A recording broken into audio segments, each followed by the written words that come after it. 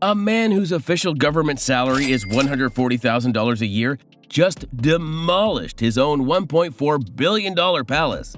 His yachts disappear from international waters overnight. His closest friends became billionaires within months of meeting him. And behind every luxury asset, there's a secret shell company. Meet Vladimir Putin, officially Russia's humble public servant, unofficially orchestrating what may be the largest wealth-hiding operation in human history through a web so complex that even international investigators can't untangle it completely. Official fiction. Let's start with Putin's official story because it's absolutely hilarious. Vladimir Putin's total wealth amounts to roughly $135,000. A modest apartment in St. Petersburg, a small trailer, some vintage Soviet cars, and a salary that wouldn't cover the monthly maintenance on a single luxury yacht. In his official financial disclosures, Vladimir Putin claims to be worth around $250,000, making him on paper less wealthy than a successful real estate agent in Moscow. But the story gets interesting. Experts estimate Putin's actual net worth anywhere from $100 billion to $200 billion, making him potentially the richest person on Earth, richer than Elon Musk, Jeff Bezos, and Bill Gates combined. Browder Blueprint. The most detailed estimate of Putin's wealth comes from financier Bill Browder, who testified to the U.S. Senate Judiciary Committee in 2017 that Putin amassed most of his wealth after Moscow jailed oligarch Mikhail Khodorkovsky in 2003. Browder's theory is simple and terrifying. Putin didn't just steal from the Russian state, he turned Russia's wealthiest men into his personal ATM machines. When Russian oligarchs make serious money, we're talking billions, Putin's people approach them with a simple proposition: give the boss 50% of everything, or lose 100% of everything, plus your freedom. Browder alleges that Putin demanded 50% of their fortunes for himself, not the state, creating a personal revenue stream worth billions. Mikhail Khodorkovsky, once Russia's richest man worth $15 billion, refused to play along. He spent 10 years in prison. His oil company, Yukos, was dismantled and sold off to Putin's allies for a fraction of its value. Every oligarch in Russia got the message: pay up or disappear. Palace that doesn't exist. Now, let's talk about Putin's most famous asset that officially doesn't belong to him: the Italianate palace complex located on the Black Sea coast near Gelendzhik. This is a 190,000 square foot palace costing over 100 billion rubles, $1.35 billion, to build. Features its own casino, underground bunker, ice hockey rink, and a no-fly zone overhead.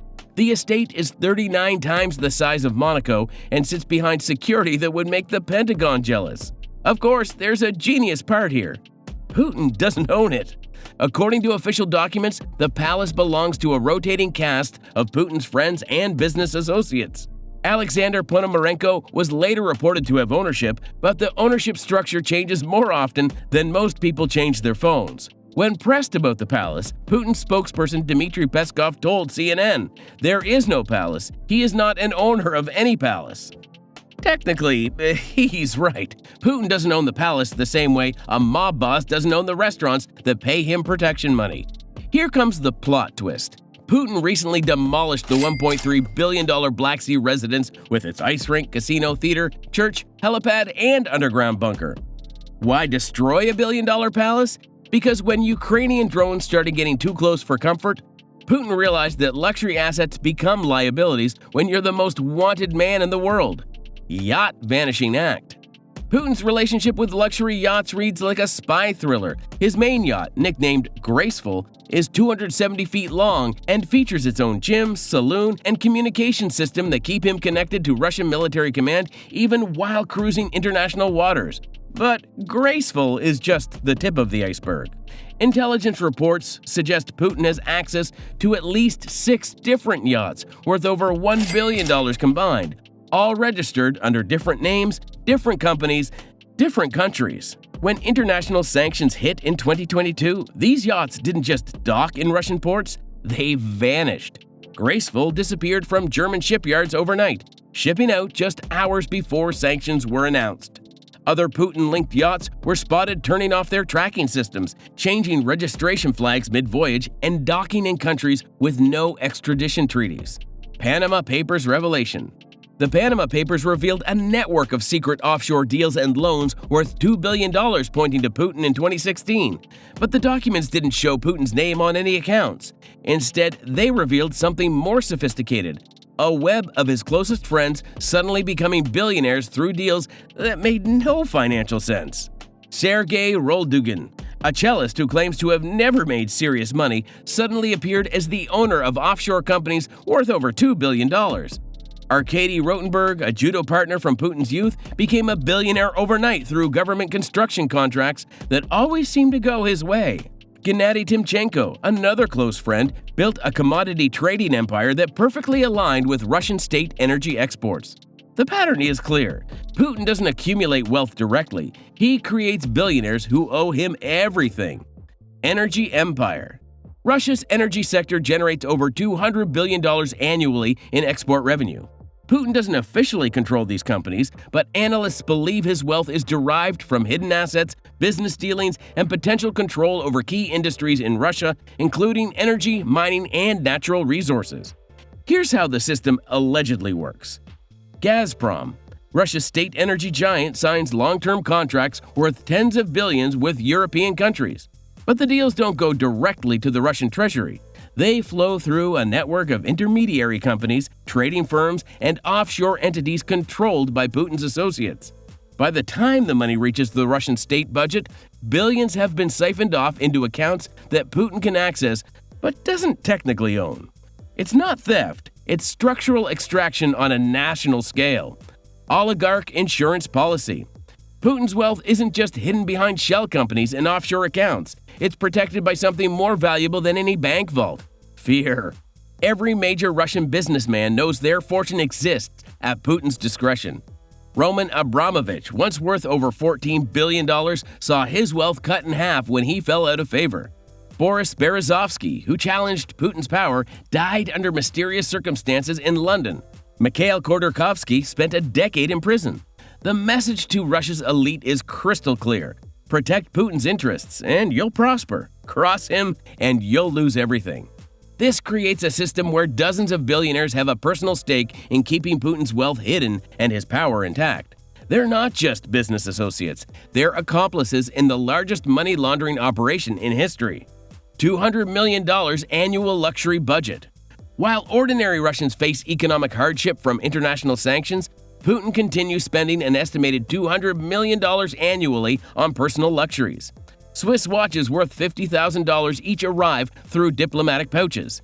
Italian leather goods bypass customs through shell companies.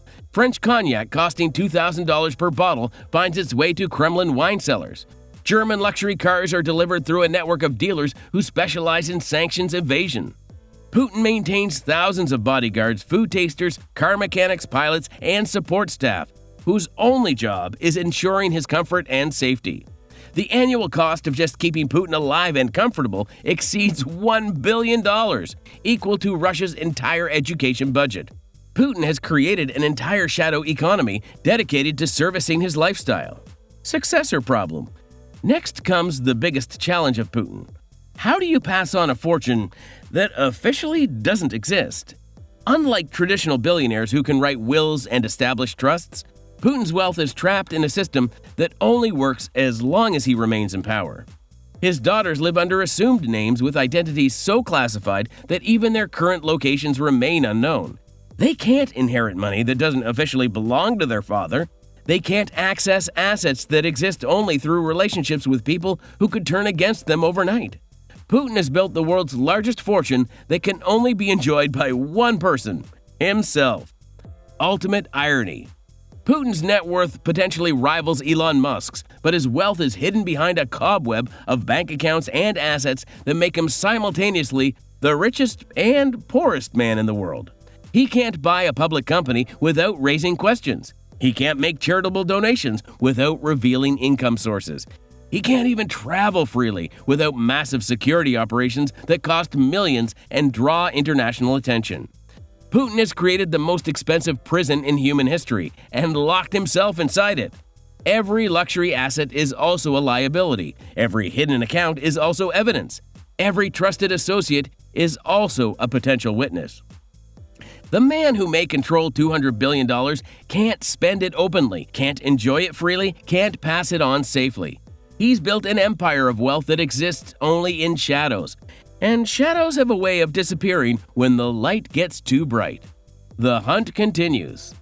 International investigators continue tracking Putin's hidden billions through leaked documents, satellite imagery, and financial intelligence that gets more sophisticated every year.